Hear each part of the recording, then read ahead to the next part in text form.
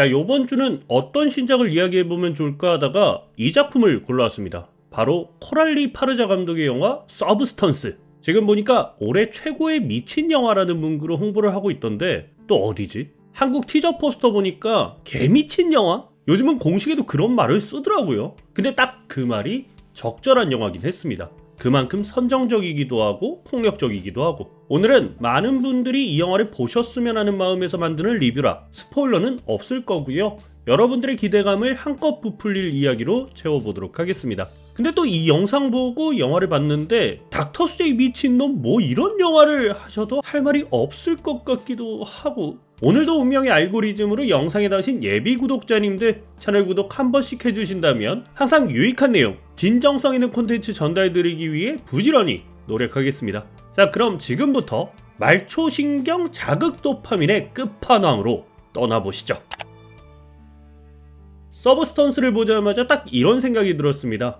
이 영화는 좋아할 사람 싫어할 사람이 확실하게 구별될 영화다. 적어도 중간은 없겠구나.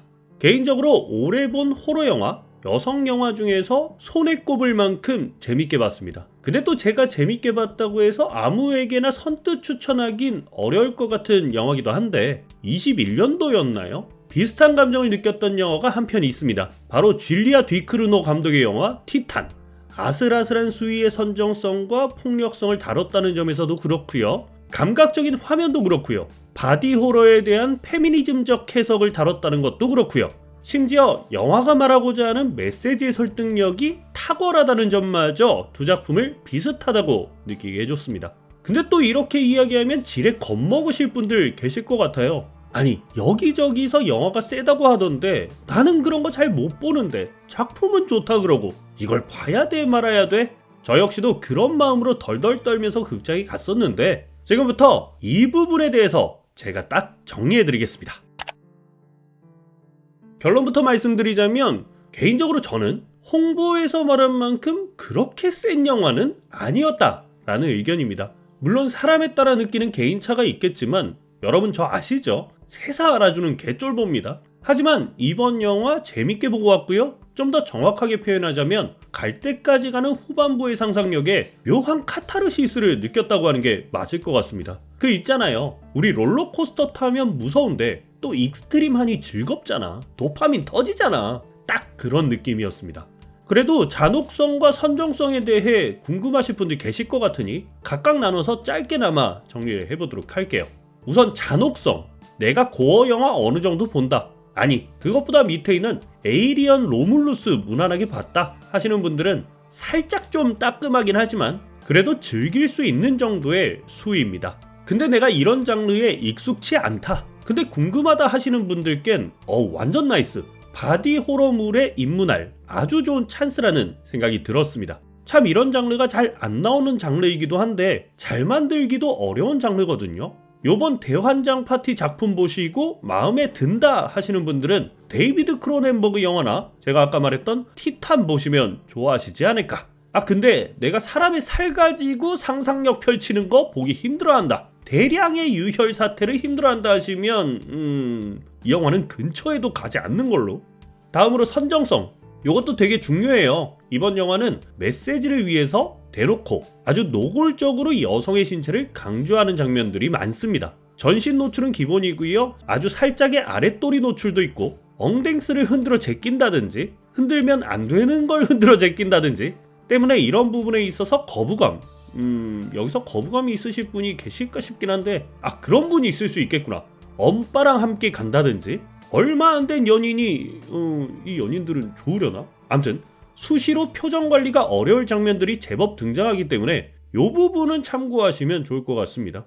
근데 또 재밌는 게 이런 여성의 신체를 의도적으로 강조하는 데 반해 남녀 사이의 끈덕한 행위는 보여주지 않는 영화라는 점. 애초에 이 영화는 그런데 관심이 없습니다. 중요한 건 지금부터 이야기해볼 메시지에 있죠. 제가 이 영화를 추천하는 이유는 잔혹성도 아니고 선정성도 아닌 영화가 말하고자 하는 메시지에 있습니다. 이 이야기를 하기 위해선 아주 간단하게나마 영화의 줄거리를 이야기해봐야 할 것 같은데요. 줄거리 복잡하지 않습니다. 한때 아카데미상을 수상하고 명예의 거리까지 입성한 엘리자베스, 지금은 퇴물 소리를 듣는 늙은 에어로빅 쇼 진행자일 뿐인데요. 그러던 어느 날 서브스턴스라는 약물을 권유받게 되면서 이야기는 시작됩니다. 이 약물을 사용하면 젊고 아름다운 새로운 몸을 가질 수 있지만 한 가지의 규칙은 지켜야만 합니다. 바로 새로운 몸과 원래의 몸을 정확히 일주일씩 번갈아가며 사용해야 한다는 점. 과연 엘리자베스는 이 규칙을 지킬 수 있을 것인지. 요 정도가 영화 줄거리인데 너무너무 당연하게도 이 규칙을 어기게 되면서 벌어지는 이야기를 담고 있겠죠? 영화는 여성의 젊음이라는 꿈과 욕망을 과감한 표현과 함께 서슴없이 나열합니다. 스포트라이트만 존재했던 과거, 내리막길만 존재하는 현재. 이 비참한 상황 속에서 주인공은 해선 안 되는 선택을 해버리고 말죠. 젊어진 육체, 그만큼 젊어지는 정신, 욕망이 더해질수록 하나였던 자는 두 개의 질투로 나눠지게 됩니다. 넌 이제 필요 없어. 이대로가 행복해. 누구 덕에 잘 나갈 수 있는 건데. 하지만 둘은 하나고 두 개로 나눠질 수 없습니다. 아니, 나눠져선 안 되겠죠. 저는 이번 영화를 보면서 오히려 시각적인 연출의 잔혹성보다 정서적인 잔혹성에 대해 많은 감명을 받을 수 있었습니다. 화려하고 감각적인 화면 속에 고통스러워하는 주인공의 내면, 살을 가르고 척수를 뽑고 이가 뽑히고 귀가 잘리는 건 그녀에게 있어선 고통이 아닙니다. 홀로 된다는 것, 지금까지 쌓아왔던 여성으로서의 성공과 지위, 그걸 위해 대중이든 남성이든 부단히 노력했던 지금까지의 과정이 무너진다는 것, 그녀에게 있어선 그것이 바로 가장 큰 고통이었습니다. 이렇게 영화를 본다면 왜 그토록 잔혹하고 불편한 장면을 넣었는지, 또 노골적으로 여성의 신체를 강조했는지 알 수가 있겠죠? 저는 이 영화가 굉장히 잘 만든 페미니스트 바디 호러 영화라 생각합니다. 너무너무 도발적이고 도전적이고 결과적으로 그 성과가 탁월했어요. 그런 면에 있어서도 티탄과 유사점이 많은데 오늘 티탄 이야기 많이 하네요. 그만큼이나 좋았던 영화였다. 언론에서도 그렇고 많은 분들이 데미 무어의 연기를 극찬하고 있잖아요. 저는 그만큼이나 마가렛 퀄리 역시 대단한 연기를 했다고 생각하는데 한 명씩 한 명씩 짧게 이야기해볼게요. 마가렛 퀄리 먼저. 제가 이 배우에 대해 최초로 각인되었던 게 공교롭게도 영화가 아닌 게임 데스 스트랜딩이었습니다. 그때 마마라는 캐릭터였던 것 같은데 페이스도 독특하고 묘하다 했는데 앤디 맥도웰의 딸이더라고요. 그리고 이후 원스 어폰 어 타임 인 헐리우드에서 히피를 연기, 이 배우 나중에 확 뜰 수도 있겠다 했는데 와우, 서브스턴스에서 빵 하고 터져버리고 마네요. 노출도 제법 있는 데다가 과감한 연기를 보여줘서 놀랐는데 무엇보다 본인의 필모에서 가장 아름답게 나왔다는 건 저도 전적으로 동의합니다. 묘하게 빨려 들어가는 느낌이 있어요. 후반부에 펼치는 그녀의 연기는 뭐랄까, 중반부까지 데미 무어가 확실하게 토스를 쳐주니까 후반부에 마가렛 퀄리가 제대로 스파이크. 벌써 다음 작품이 기대가 됩니다.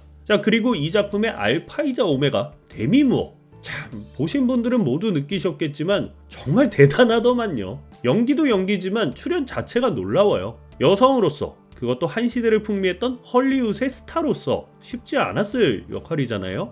아름다움과 고귀함 대신 비참하고 추한 연기에 도전한 그녀.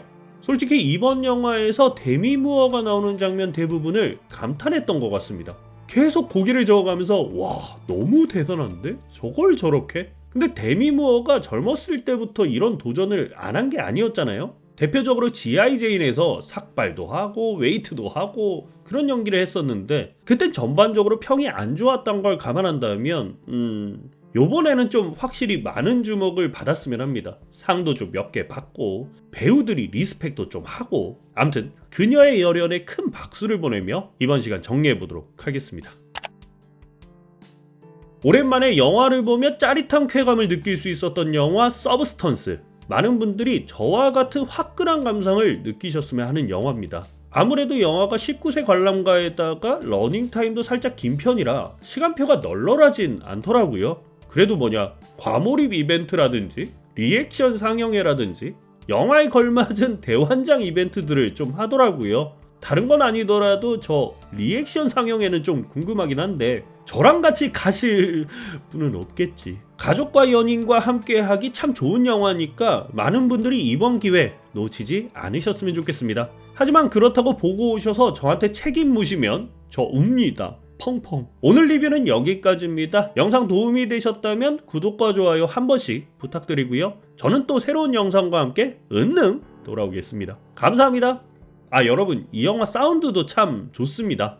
그것 때문이라도 집보다는 극장에서 관람을 하시길 바랍니다. 가족과 연인과 함께. 근데 이거 진짜 믿는 건 아니지.